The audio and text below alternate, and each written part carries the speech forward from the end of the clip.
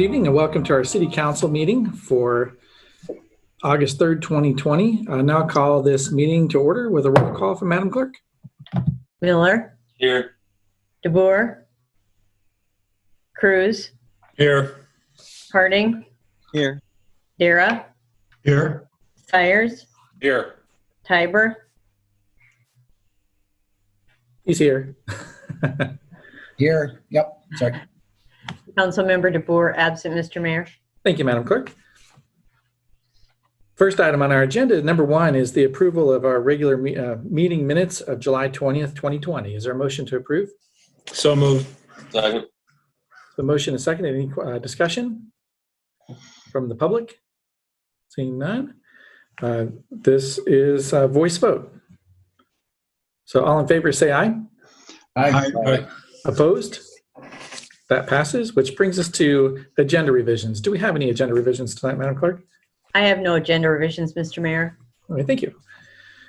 Special order of business tonight, number 2, is a continuation of the public hearing on the proposed rezoning from R1 Residential District and A1 Agricultural District to RP Planned Residence District on property located east of Union Road and north of West 27th Street.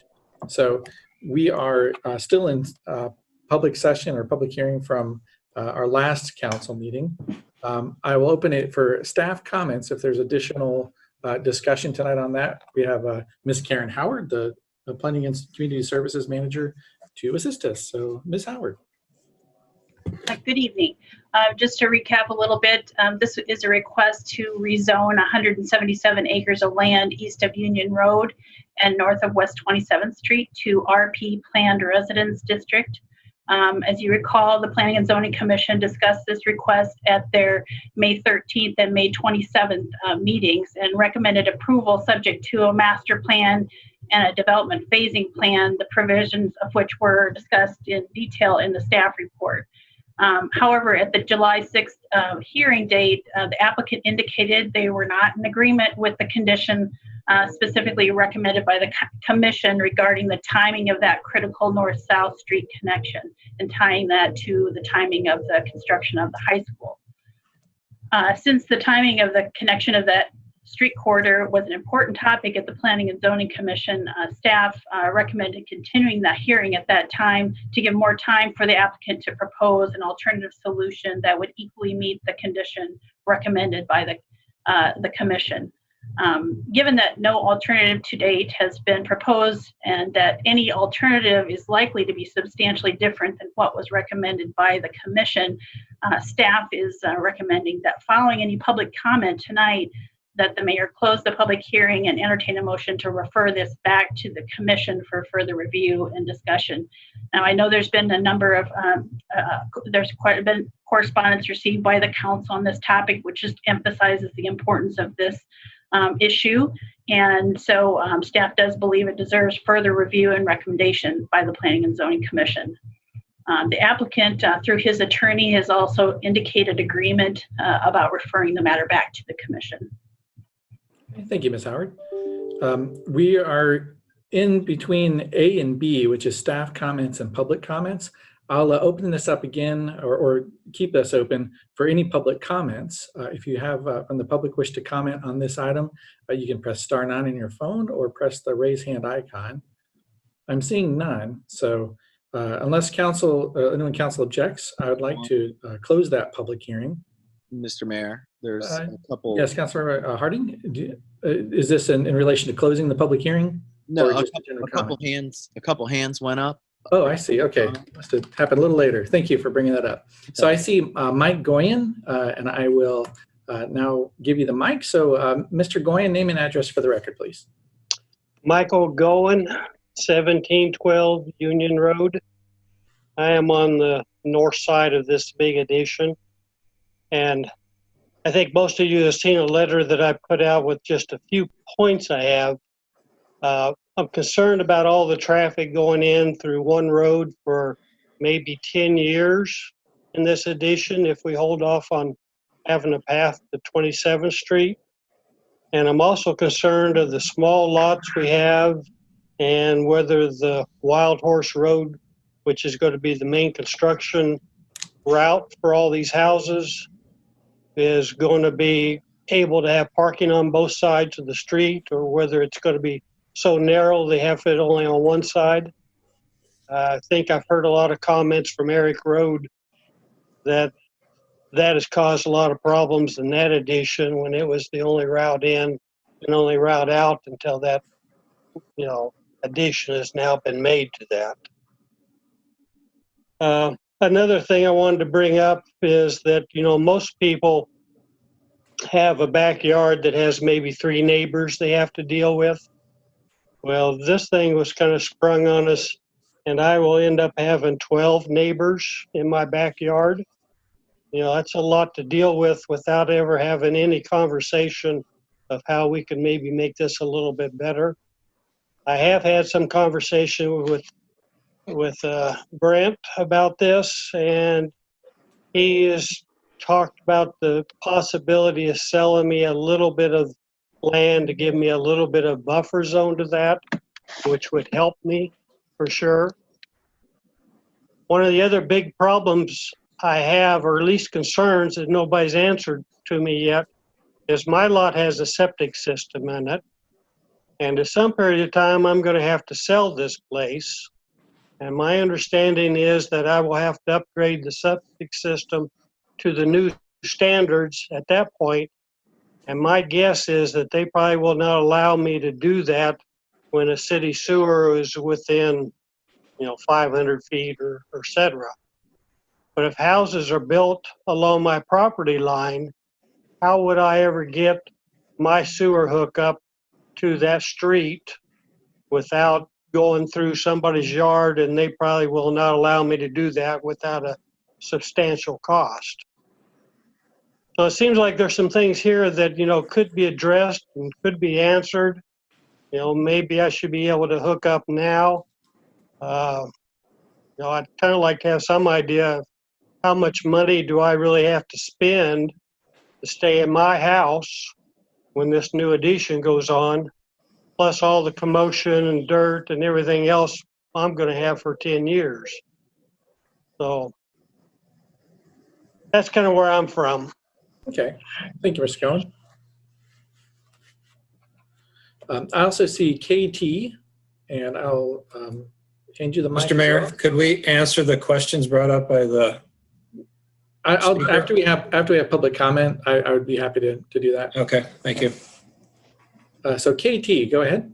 Okay, this is Kay Tucson, and I live at 1818 Eric Road.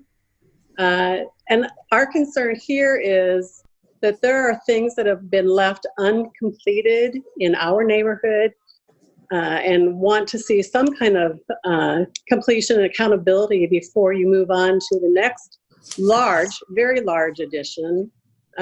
We've got no response. Well, we've got no timetable, I should say, for completion of another entry that would relieve some of the traffic on Eric from the additional houses that have been built to the west of us and to the north of us, plus school traffic from the elementary school. The city feedback has been that you have no control over when you can make the roads be put in by the contractors and the builders.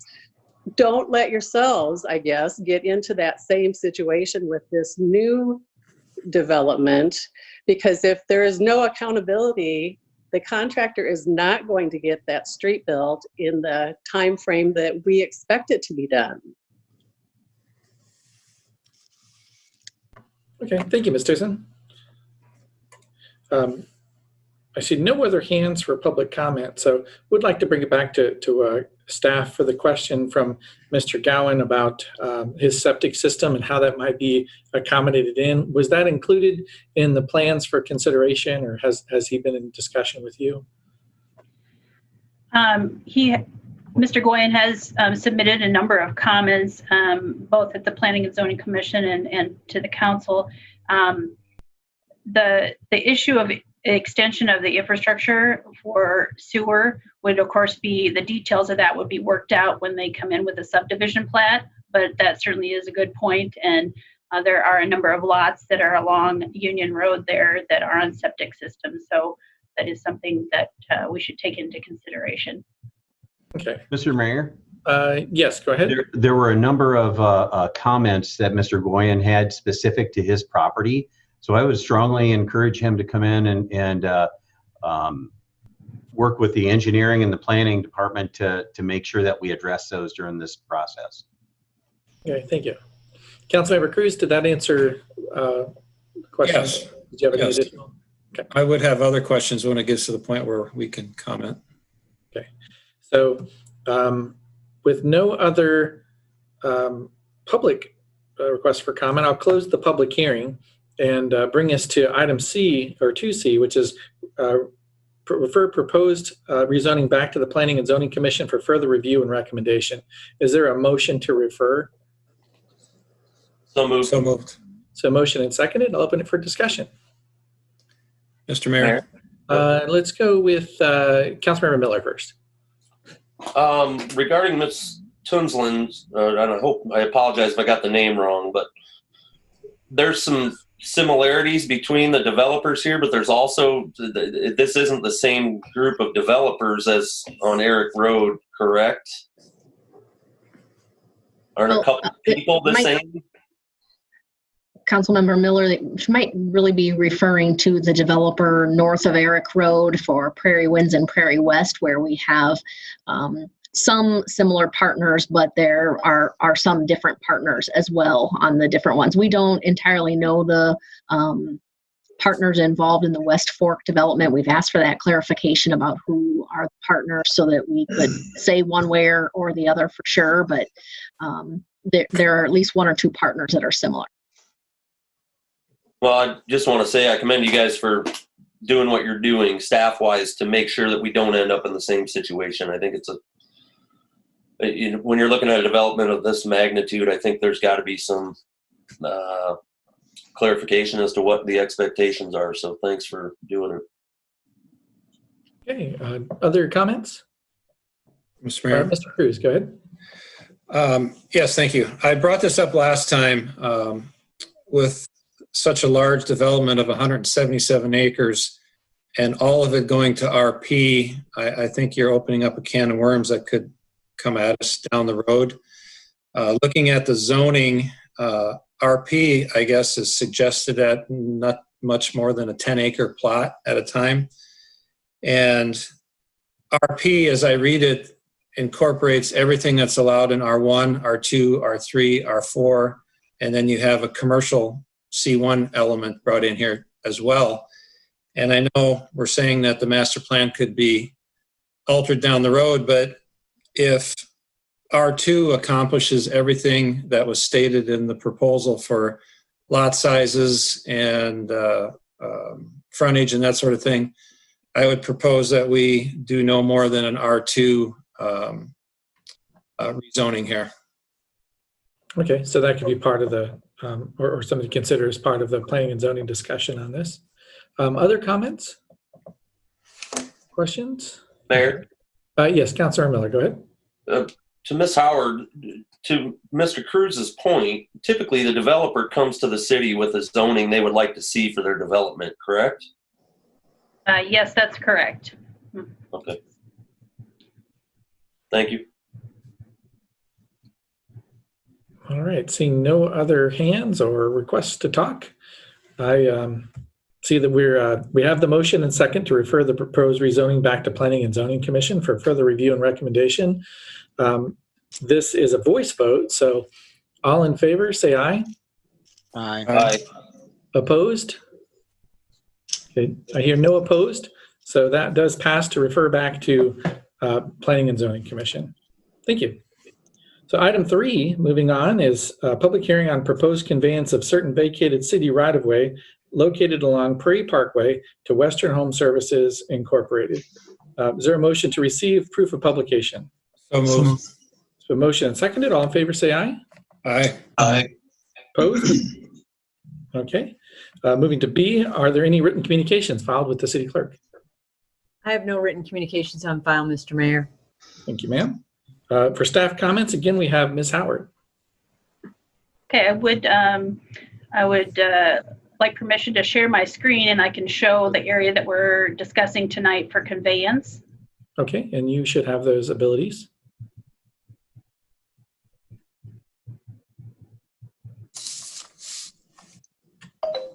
Okay, can everyone see my screen okay? Yes, ma'am. Okay, so here is a location map for the conveyance of the vacated right-of-way. As you recall, the council vacated the right-of-way at your last meeting on July 20th. You adopted an ordinance vacating the right-of-way along Prairie Parkway. The property was made available for purchase per Iowa code. Western Home Services did submit an offer to purchase the vacated right-of-way for the fair market value of $26,407. No other offers were received. The fair market value was determined by independent appraisal with a reduction for the easements retained by the city. And you can see on your screen here, the area with the dark outline there is the area that was vacated by the council at your last meeting. You can see the area along 30-foot strip along the right-of-way is being retained by the city for various easements. And that basically describes the area that we're discussing conveyance for tonight. So with that, the Community Development Department recommends approval of the conveyance of the vacated real estate subject to the easements shown on the vacation plat to Western Home Services for the fair market value of $26,407. And further, to authorize the mayor and the city clerk to execute a quitclaim deed and deliver it to the grantee. Okay, thank you, Ms. Howard. I'll open it now for public comment. If you have questions or comments from the public, you can press *9 or the raise hand icon. I'm seeing none, so I will close the public hearing and bring us into item E, which is a resolution approving and authorizing execution of a quitclaim deed conveying vacated right-of-way along Prairie Parkway to Western Home Services Incorporated. Is there a motion to approve? So move. It's been motioned and seconded. Any council discussion on this item? Mayor, Yes, Councilmember Miller, go ahead. just a quick question on the quitclaim deed. What kind of time frame does that change? If it were to go through a standard procedure, does the quitclaim speed it up by 2 weeks, or is that not the intent of that? Yes, we have the offer. Maybe Jackie, can you comment on that? As you're more familiar with the process of that conveying the quitclaim deed to the grantee. Yeah, I don't think it's a time frame issue. It's just a preference of how the property is conveyed, I believe. I'm not an attorney. Kevin's not here, but quite frequently the city will convey public property via quitclaim deed. Thank you. Comment on that if I could, Mr. Mayor. Yes, please, Councilmember Cruz, go ahead.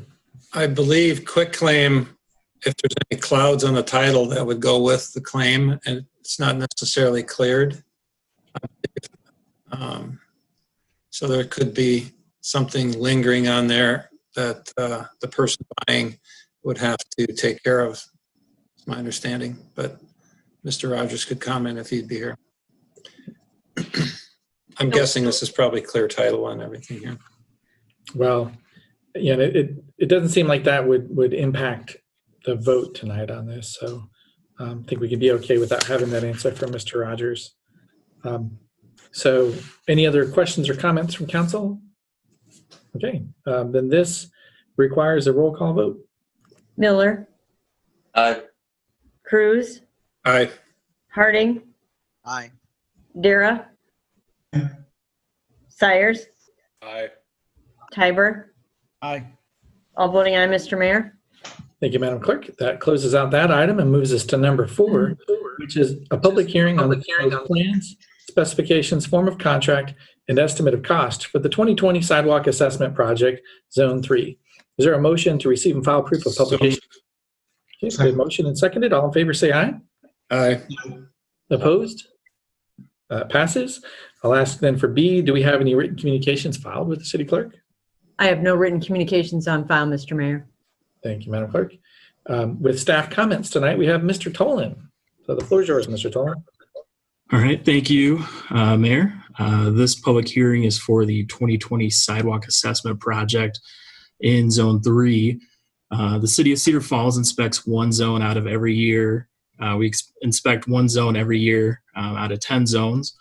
By our Code of Ordinances, state law, the Department of Justice, and the American Disabilities Act, we are required to inspect deficient sidewalk panels each year.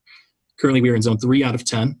This project will repair the deficient sidewalk for the adjacent property owner and assess the cost of the repair to the property owner. The total estimated cost for this year's assessment is $31,059.90, and that's distributed over 87 properties. Okay, so with that, I'll open it up for public comment. Does anyone from the public wish to speak on this item? You can press *9 or click the raise hand icon on your device. I'm seeing none for tonight on this item, so I'll close the public hearing and bring us back to item E, which is a resolution approving and adopting the plan, specifications, form of contract, and estimate of cost for the 2020 Sidewalk Assessment Project, Zone 3. Is there a motion to approve this item? So moved. A motion and seconded. Any council discussion? Seeing none, then this requires a roll call vote. Miller, Aye. Cruz, Aye. Harding, Aye. Dara, Aye. Sires, Aye. Tiber. Aye. All voting aye, Mr. Mayor. Thank you, Madam Clerk. That brings us to old business. And the first item in that is number 5. Pass ordinance number 2968, amending Chapter 2, Administration of the Code of Ordinances relative to establishing a Human Resources Division within the Department of Finance and Business Operations upon its third and final consideration. Is there a motion to approve? So move. Second. Been motioned and seconded. Any council discussion? Any questions or comments from the public? Okay, seeing none, then this requires a roll call vote. Miller, Aye. Cruz, Aye. Harding, Aye. Dara, Aye. Sires, Aye. Tiber. Aye. All voting aye, Mr. Mayor. Thank you. Item 6 follows on with a resolution approving and adopting a job classification for the position of Human Resources Manager in the Finance and Business Operations Department. Is there a motion to approve this item? So moved. The motion and seconded. Any council discussion or questions? Any questions from the public or comments? Seeing none. Final call for council, and this requires a roll call vote. Miller, Aye. Cruz, Aye. Harding, Aye. Dara, Aye. Sires, Aye. Tiber. Aye. All voting aye, Mr. Mayor. Thank you, Madam Clerk. That moves us to new business, which is our consent calendar, items 7 through 11. These items will be acted on by a voice vote in a single motion unless someone from the public or council wishes that an item be discussed separately.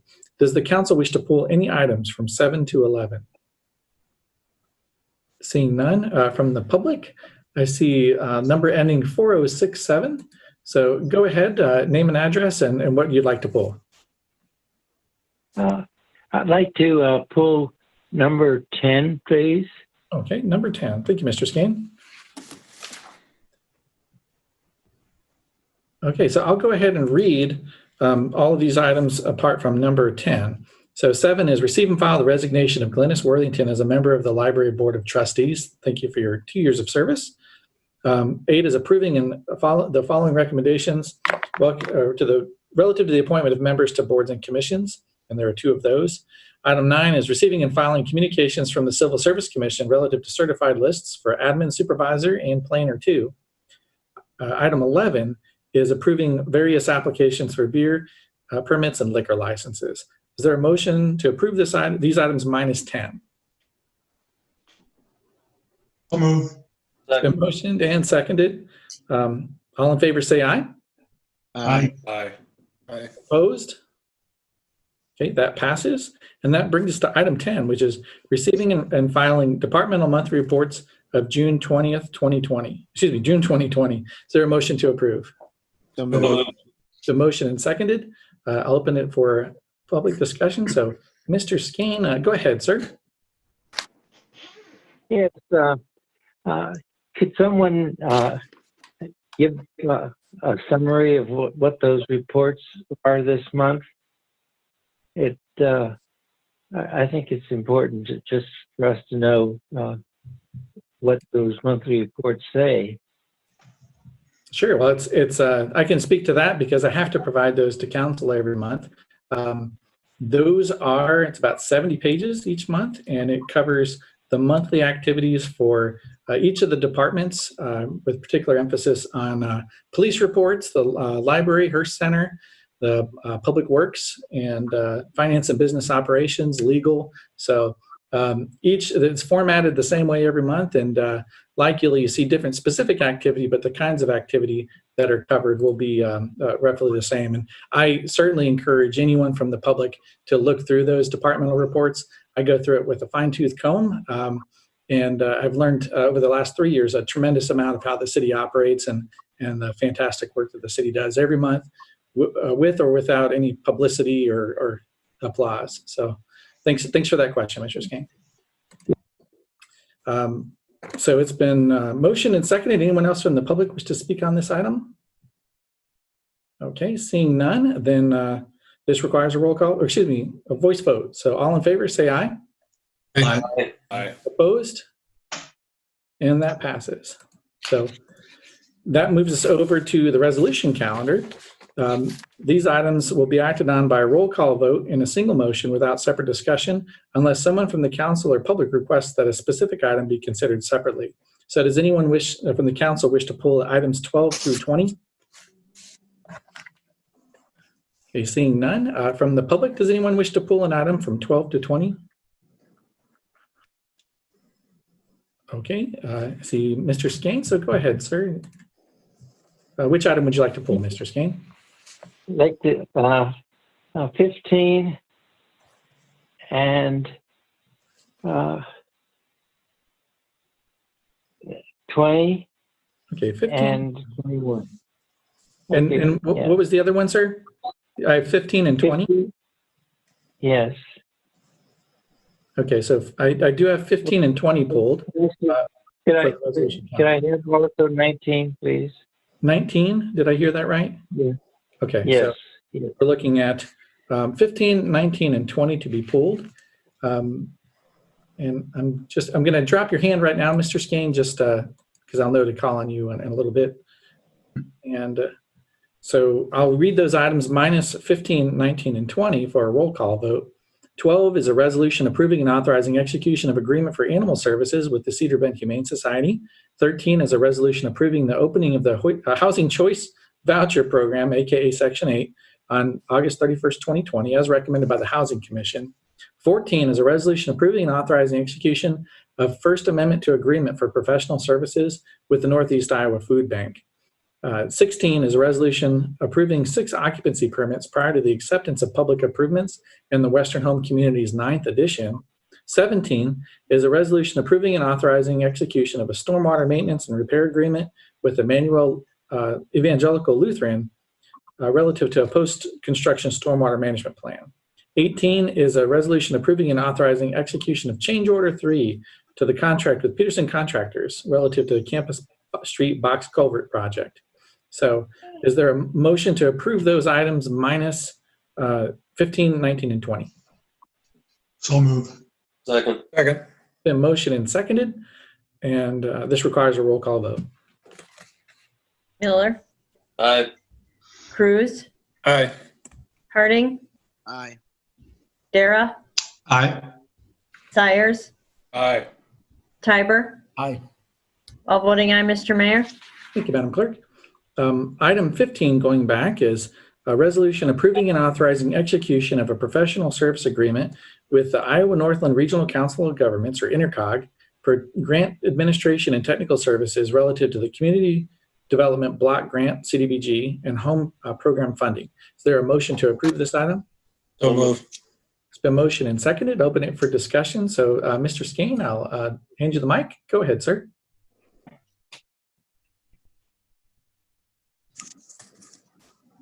this one because, Yes, I can hear you now, Mr. Skane. Go ahead, sir. yeah, I'm interested in this one because it's unclear what the community block grant process and home program funding, because what's all involved in that, because it is evidently something that's quite significant. And could I have this item explained, and then I have some additional comments? Well, we do this, so if you have additional questions, I'll take your comments and questions here, and then we'll bring it back to staff for answering. So what are your additional questions, Mr. Skane? Well, basically, it's not clear what this is about. And I guess that's the basic question. And is there a cost involved in it?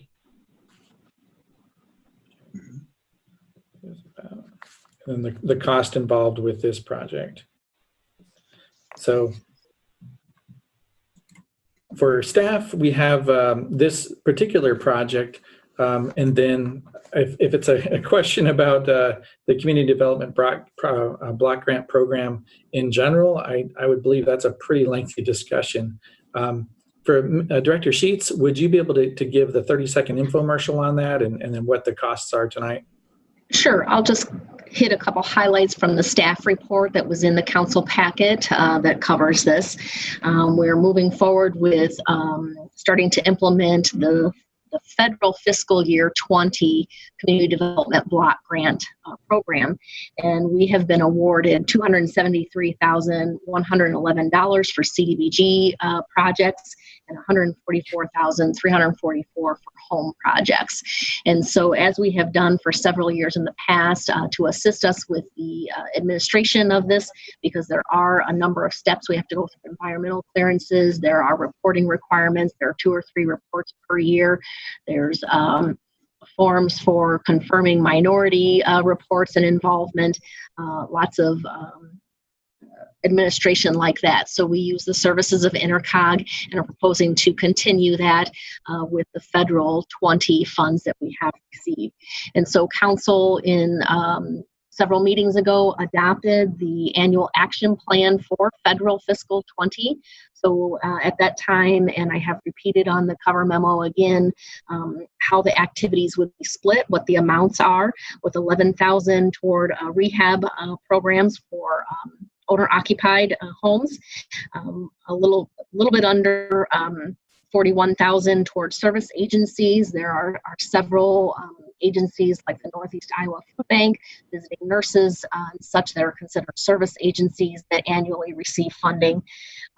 Also, for a large program this year, we have in our plan either a neighborhood recreational amenity project or a continuous sidewalk infill in low and moderate income neighborhoods for about $166,000.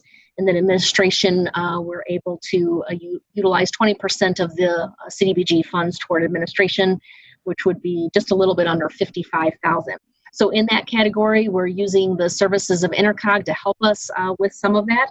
And so in the memo, I covered that the contract that we're proposing is $31,500 for the Intercog services that are enumerated in the staff report. And then also there is a per unit fee when we talk about housing rehab projects. That depends on the number of units that we do and the funding we have available. And so it would be $5,500 per unit. Okay, thank you. So that's item 15, and certainly for additional information about community development block grant, city staff can answer those questions for public for more detail on what those programs are, and they are fairly complex programs each year that I'm happy to have Intercog do the support for us. So it's been motioned and seconded, that item, and this will also require. Is there any other council question or discussion? So this would be a roll call vote as well. Miller. Aye. Cruz. Aye. Harding, Aye. Dara, Aye. Sires, Aye. Tiber. Aye. All voting aye, Mr. Mayor. Thank you, Madam Clerk.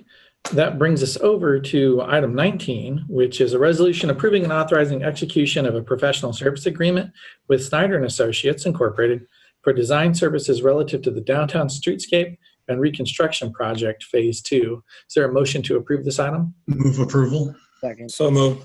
A motion and seconded. Any council discussion? Okay, then let me grab my participant panel here. So there we are. Mr. Skane, the floor is yours, sir. Yes. On this one, I'm interested in exactly what area downtown is it going to affect to the cost of the agreement, and also in this particular situation,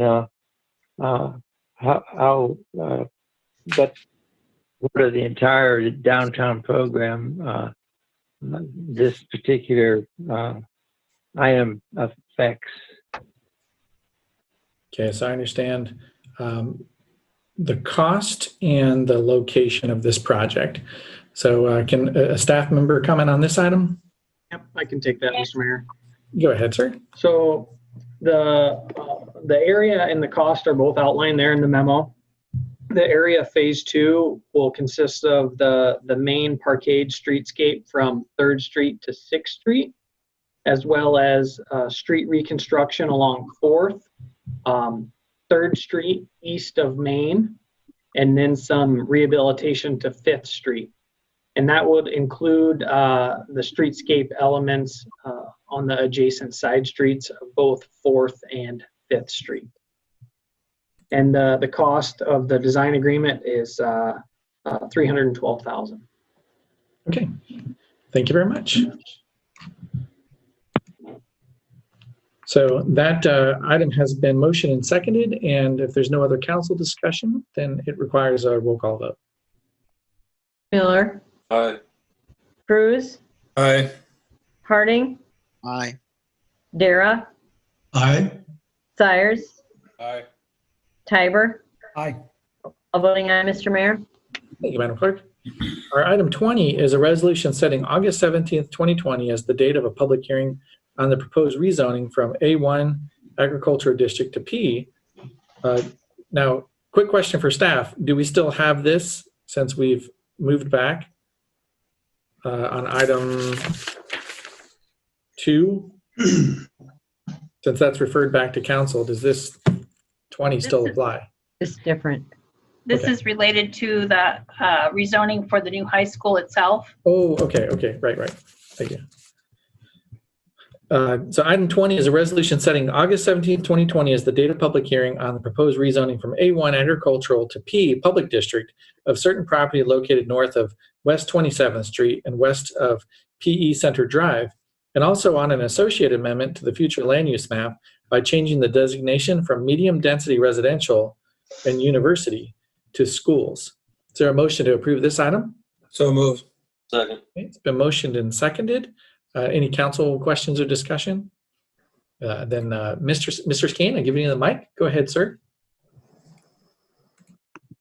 Yes, on this particular one, again, what would be the cost if this is approved, and also exactly what area is involved with this particular motion? Okay, thank you, Mr. Skane. Now, because this item is just simply a resolution setting the date for that public hearing, those questions would be answered in the August 17th meeting, so that's 2 weeks from now. And we encourage the public to attend that as well if they're interested in the answers to that question. Certainly a great question. I'd be happy to answer that.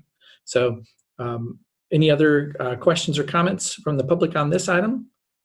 Then I'll bring it back to council, and I won't read it again, but the resolution has been motioned and seconded. Is there no council discussion? It requires a roll call vote. Miller, Aye. Cruz, Aye. Harding, Aye. Dara, Aye. Sires, Aye. Tiber. Aye. All voting aye, Mr. Mayor. Thank you, Madam Clerk. Our next item is allowing bills and payroll, item 21. Is there a motion to allow? So moved. The Second. motion and seconded. Any council discussion? And I've neglected to lower the hands last time. So if anyone wishes to comment on this item, you can press *9 or click it. So I see one here. So for bills and payroll, go ahead, Mr. Skane. Yes, those of us in the public that don't have easy access to whatever's in those packets, but in this particular one,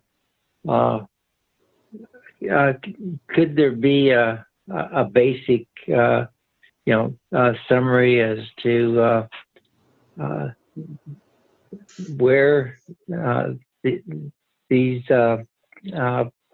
bills are, and not instead of basically the amount, and how much the payroll is in this particular report. Okay, thank you, Mr. Skane.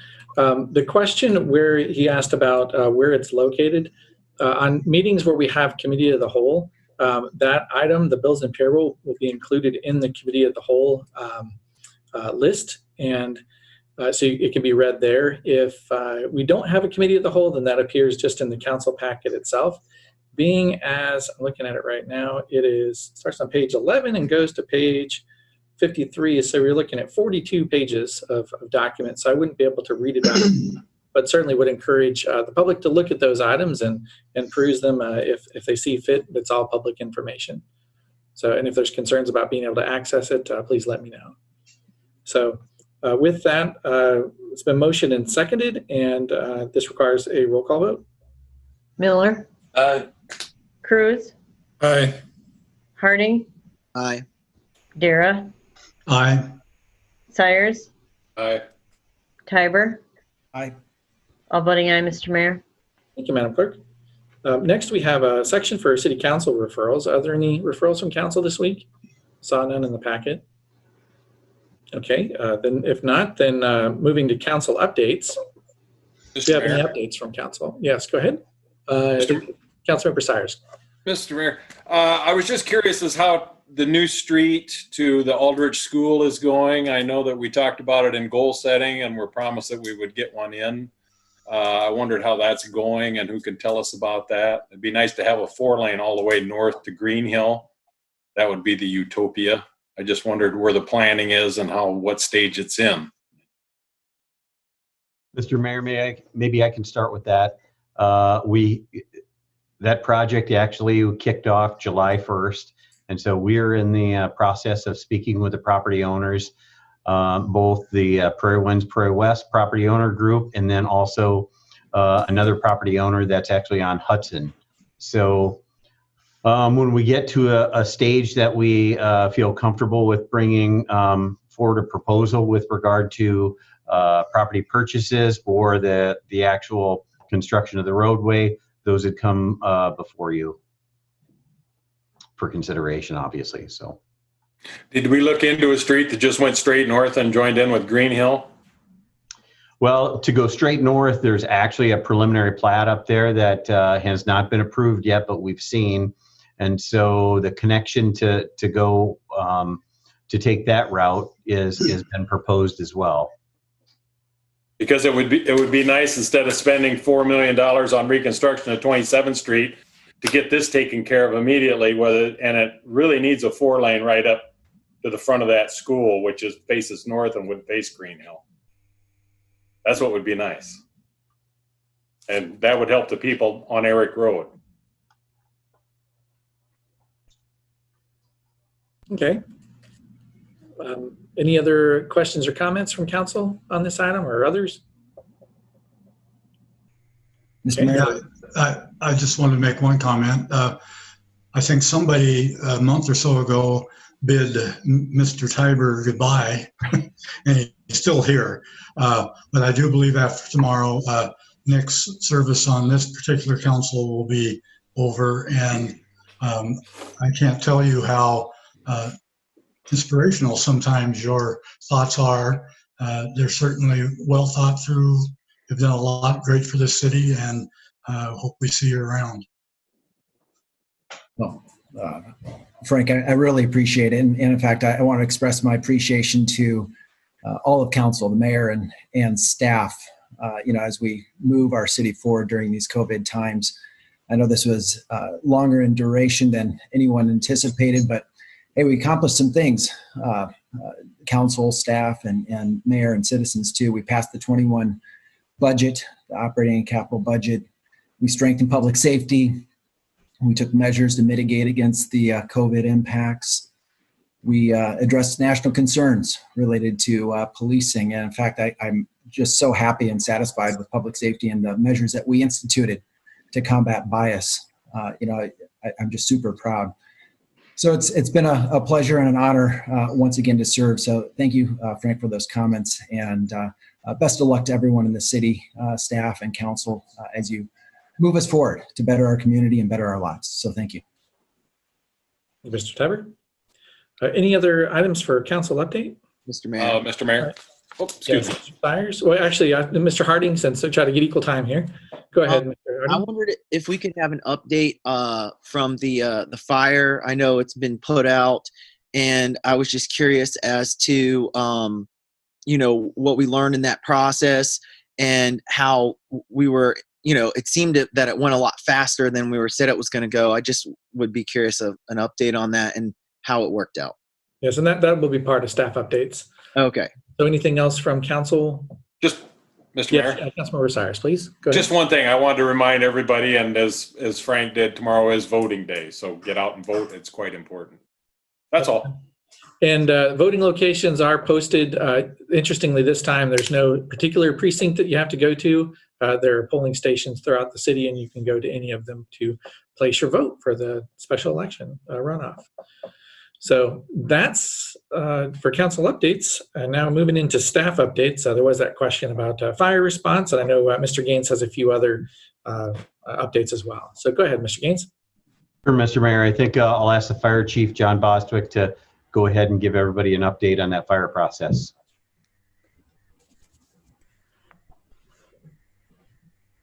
Am I unmuted now? Can you hear me? We can hear you. Okay, perfect. Okay, thank you, Mr. Mayor. Thank you, Council. On Monday, July 28th, about 3:53 p.m., Fire Rescue received a report of a brush fire at the compost facility. Fire crews responded quickly to the scene and found a very large pile of branches, trees, and yard waste burning. The pile was approximately 180 feet by 250 feet. It also ranged in height from 15 to 20 feet. The pile was very tightly packed and was a result of the recent wind and rainstorms in the area.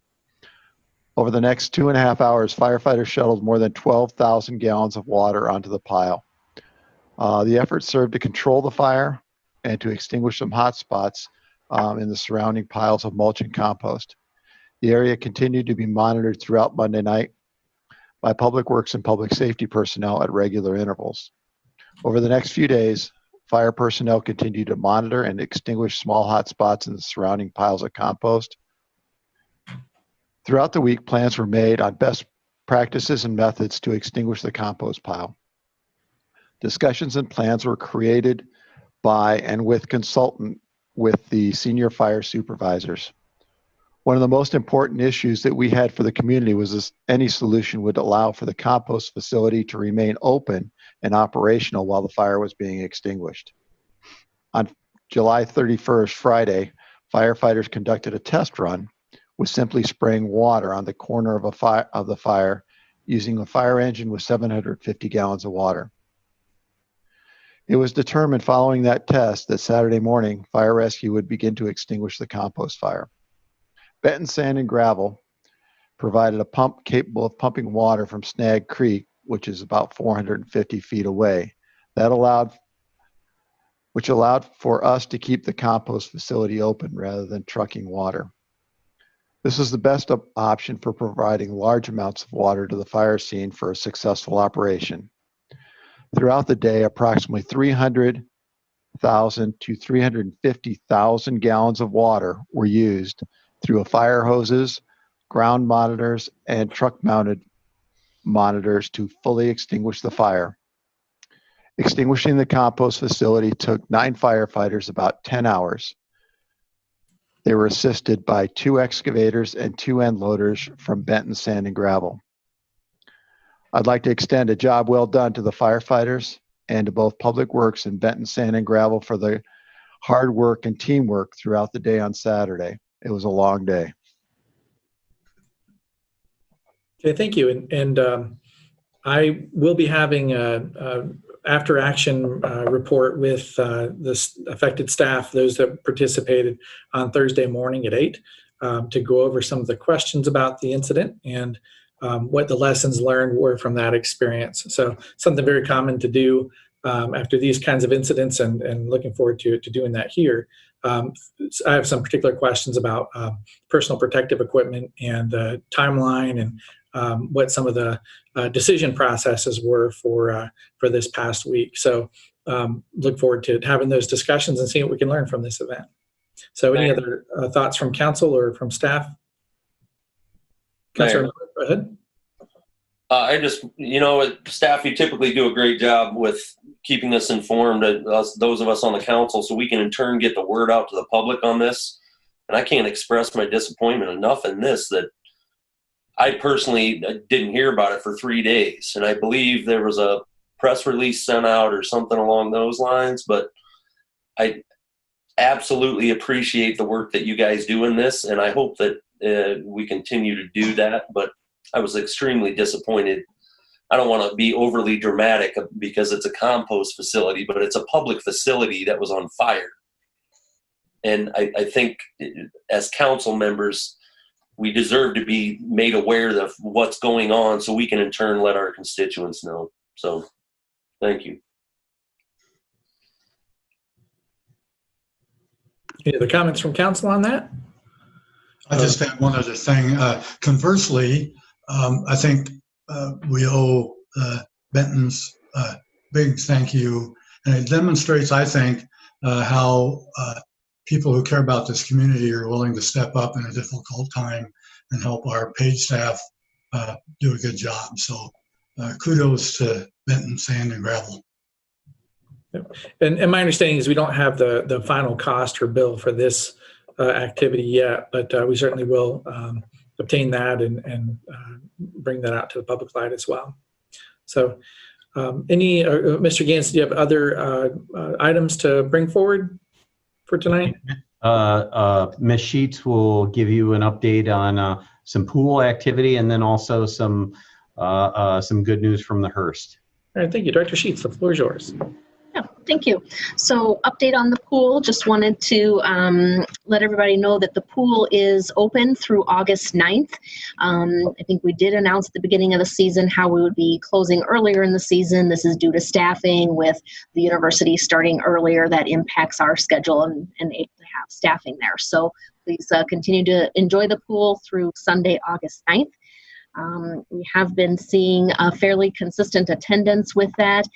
With adding in daily admissions, we're averaging about 122 daily admissions since we started that in mid-July. Wanted to share some good news from the Hearst. 2 grants that were recently announced that we obtained. About 2 weeks ago, we learned that the Iowa Department of Cultural Affairs is awarding a grant of $1,700 to the Hearst.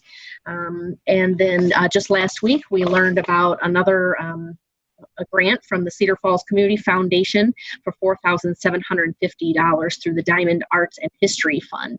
So we'll be looking forward to programming based on both of these grant applications in 2020 and 2021. Okay, thank you. It's great news from the Hearst.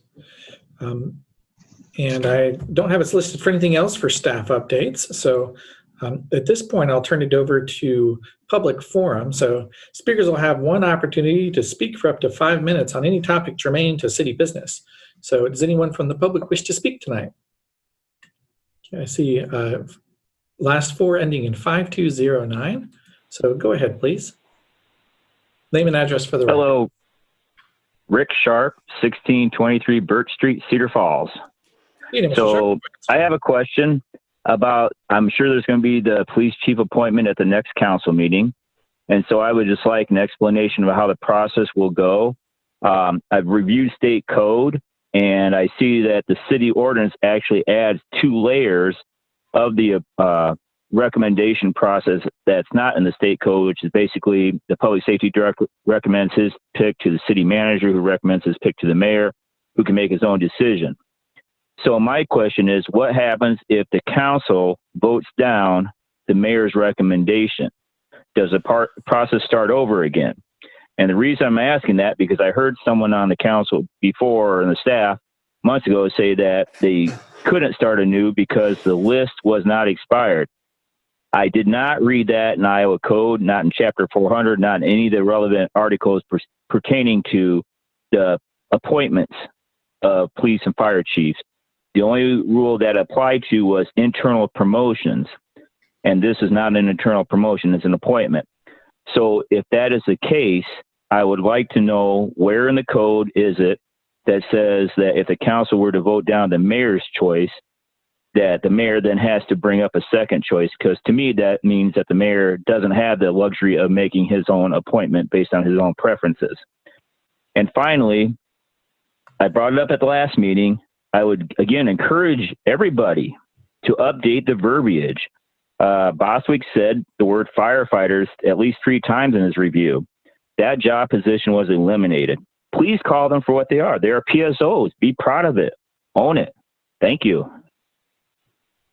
Thank you. And I don't have an answer for the mayor or the ordinances and how it would play out in the scenario that Mr. Sharp suggested. So would council be able to say anything now, or we need to wait till Mr. Rogers is back for that? Mayor, I think you'd probably want to wait for Mr. Rogers. The only thing that I would add to that is the police chief is by state code, is a civil service process. So there is an approved civil service list that would be there, and those are the candidates until that list is exhausted. Okay, thank you. Nope. And seeing next speaker, I have last 4 ending in 0467. So go ahead, please. Yes, I have watched very closely this fire at the compost, and there's a number of observations that trouble me. First of all, none of the people that were shown that were fighting the fire had proper firefighting attire.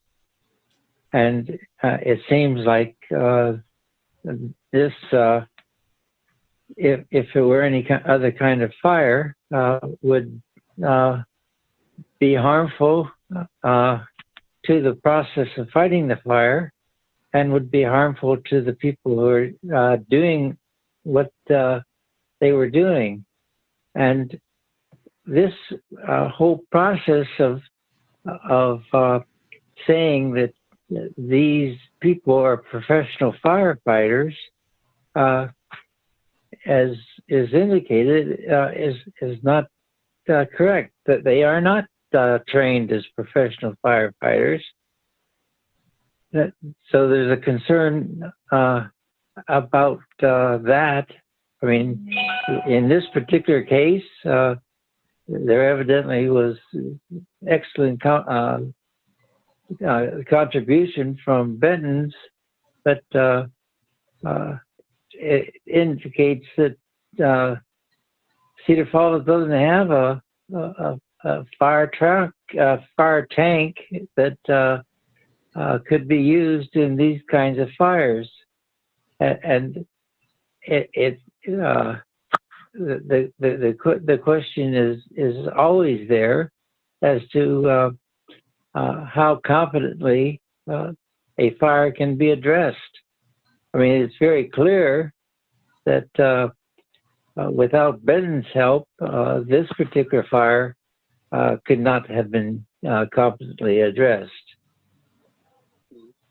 And looking at what I saw as a homeowner,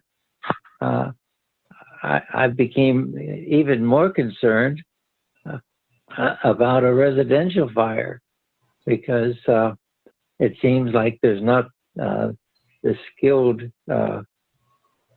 personnel to fight a fire, and also there's not the equipment to fight the fire. So I would be interested in what the city is going to do to rectify that, because I was looking today at ordinance 2855 that established the public safety rules, and it's very clear that the officers that have been assigned to the fire rescue area are not doing the things that are outlined in Ordinance 2855. So on that particular concern, I would be interested in how the city is going to respond. And of course, from my experience at the last council meeting, we still have the ability of the council to enforce the germane rule, which is a violation of a person's free speech, because I did not violate any of the free First Amendment processes when I was restricted to not participate in the meeting further. So it seems to me that in the interest of free speech, the word germane should be removed, because that's not what germane is meant to do. And also, it would be important to restore free speech. Now, there's concern about, disturbances. Well, there's very clear rules. Do I have some more time? 10 seconds, sir. Okay. Then there's more to say, but I think that the council should be consistent with the First Amendment. Right, thank you, Mr. Skane. So I did mention earlier during council updates that we'll have a after action report or debrief for this incident on Thursday, and that's one of the items that I'll be bringing up is the personal protective equipment for public safety officers and what the guidance is for that and how that was employed. So for the other items, is there any requests for comment from public safety? Yeah, I can certainly answer a few of those, Mr. Mayor. Good, Mr. Rosen. There's a comment about the assist with Benton's. The Public Safety Department does not own any excavators or loaders, so certainly we had to use those from some other department or agency, or we chose Benton's and they did a great service. The pump that we used pumps up to 6,000 gallons per minute. And if you look at the tankers that we have, we'd have to be dumping, and this is quick math on the top of my head, 2 to 3 tankers per minute to keep up with that pump. So you could see that pump provided a superior advantage over the tankers. And then our firefighters, of course, have been involved in many fires, which includes car fires, brush fires, house fires, garage fires, car fires, and that type. So they have plenty of experience. Okay, thank you. I see Ms. Saul's hand, so name and address for the record, please, Ms. Saul. Leanne Saul, 1825 Green Hill Road, Cedar Falls. And I just had a question. When Chief Bostwick stated that they took 3 days to make a plan, I was concerned that it took them 3 days to make a plan, and why was that? Okay, Chief Bostwick. Mr. Mayor. Go ahead. So we had talked about a plan that very night. We knew that we would need excavators to tear apart that pile. That pile was very large, very tightly packed, full of trees that were incredibly large, and branches and all that type of stuff, intertwined together that had packed down. And at 20 feet in height, there was the equipment. To get the equipment in there would have been a challenge. We talked about a plan that night, but we further talked about that plan the next day with Battalion Chief Stenslin. I have 40 years on. Battalion Chief Stenslin has around 30 years on. We continued through the week to talk with Captain Brown, who has 25 or 30 years on, I think 20 to 25 years on. So we did use some very experienced people throughout the week, and we kept looking at that fire to determine how quickly should we put that out and how soon should we put water on that, and should we let it burn down a little bit to alleviate some of the challenges that we were going to be facing. We felt that as we waited just a little bit longer, things were going to be much safer. It took a little longer to get to the end of that, just because we wanted to make sure that everything was going to be safe for the community, for the firefighters, that we would also be able to keep that compost bin open. Our firefighters are highly trained. They're very experienced. Today they were out practicing relay pumping to the area ladder truck, which would have been another option for us to supply water from a fire hydrant, which was located off of the facility. But that would have required us to relay water almost 2,000 feet, as opposed to using Benton's pump, which pumped water out of Snag Creek, which was 450 feet.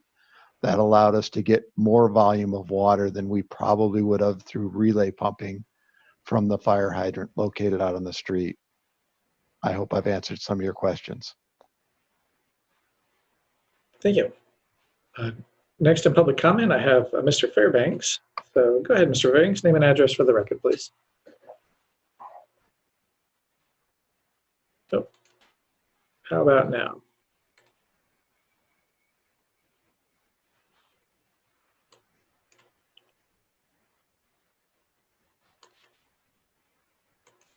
So you might be muted on your end, Mr. Fairbanks, because I can't unmute you on my side here. There you are. Go ahead, Mr. Fairbanks. Sorry. Craig Fairbanks, 405 Spruce Hills Drive. I just have a question about the materials that are in the compost facility. Who can take those out? Is it just private citizens, or can a business take them out for landscaping purposes? And it sounds like we still have a big problem with too much there, or what's the situation with that? Okay, thanks, Mr. Fairbanks. For staff, if there can be an answer for that. I would best be available for that, Mr. Mayor. So a lot of the material that's coming in right now is obviously from the recent storm damage. We do have a contractor on an annual basis grind up the material for mulch and then turn it over and separate out the compost. And that product is available for citizens of Cedar Falls to come in and take some of that out for landscaping purposes and that type of thing. We do have a lot of quantity of the wood mulch, and we've been working with, we have some local organic farmers where we haul material to from time to time when we kind of run out of space in the compost facility there. So during events like this recent storm event, we do tend to get kind of crunched down on space out